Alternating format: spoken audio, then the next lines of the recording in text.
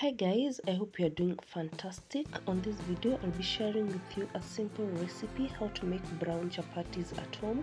This video is full of tips and tricks on how to make your brown chapatis soft and yummy. Let's get started. And I used 2 cups of brown chapati flour, 1 cup of white chapati flour. I used salt, I used sugar, and I used water to make the dough, and also I added 1 tablespoon of cooking oil to the flour.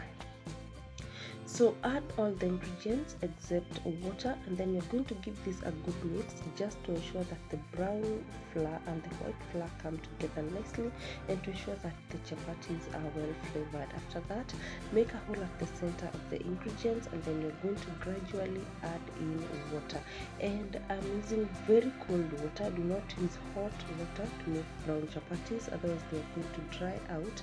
So keep adding gradually and continue kneading like you see on the video. And the reason why we are mixing white and brown flour is just to make sure that the chapatis do not dry out too much, because the brown flour tends to dry out, especially if cooked alone. So I like to add some a small amount of white flour into the mix just to make the dough soft and also to make the chapatis even softer.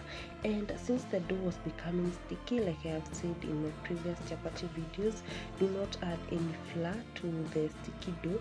Just oil your hands like you see on the video, and then keep on kneading.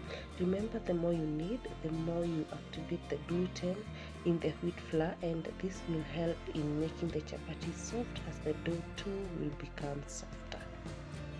And when the dough is still forming, just transfer it to a working surface like you see and knead it, and it is going to be ready. After pressing it down like you see here, it should bounce back easily. And the dough was ready, but you have to let it rest to even make it softer.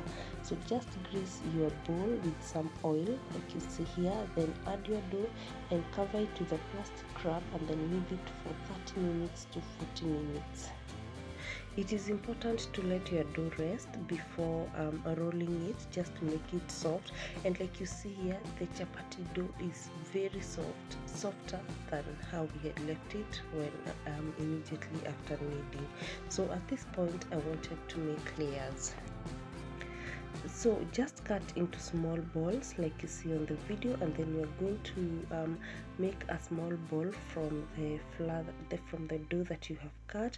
Then you're going to roll it out like you see on the video and make some layers using the following steps that I find to be so easy. And at this point, do not even mind the shape of the chapatis, as the idea is to roll it, make a nice ball after applying some oil, and then you are going to roll it again and leave it to rest. So go ahead, apply 1 tablespoon of oil on the surface of the chapati, and then you're going to make a cut like you see here, and then roll the chapati into a cone shape. And I find that this method gives the best layers. There are several other methods that I have shown here, but this one is my favorite one. And then you're just going to tuck it like you see. Tuck it and then just make a ball like you see here on the video, and then you're going to do that to all the other balls. And here is a repetition of that, just for anyone that may have missed something. So I did this to all my chapatis, and then like you can see here, I just covered them with plastic wrap and then left them again for 15 minutes to rest before moving on to the next steps. And 15 minutes later, just take the balls one by one and carefully roll them like you see here, just making sure that the layers are not being destroyed. And also remember to use adequate amount of flour just to avoid the dough sticking on the surface that you're using. And I don't like very thick chapatis, so this is the thickness that I preferred. And after that, your pan is super hot, so go ahead and place the chapati on the pan. And remember not to add any oil at this point. Just after the chapati has turned color to a whitish color and you can see the bubbles forming, turn to the other side, and then you're going to remove that from the pan and set it aside. And I did that to all the chapatis that I had made, and like you can see, here is how it looks. So at this point I just went ahead and fried the chapati, and it's self-explanatory. It's easier to make them once you have already rolled them, all of them, and set them aside. Just apply oil to one side, and at that time the other side was already cooking, and then turn to the other side like you see here. So there are many different ways of frying your chapatis, so you can use whatever way you prefer to use, but this is my preferred style, especially when I'm making a lot of chapatis. And the idea is to make sure that the chapatis are fully cooked and that you get a nice color from them.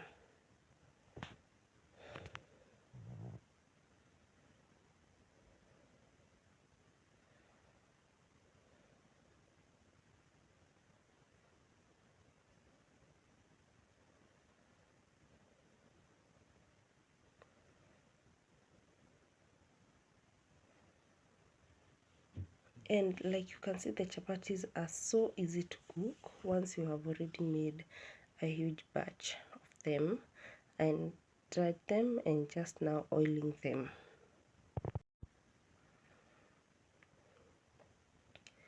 And guys, this recipe is so easy to follow. It's something that you can try to make at home.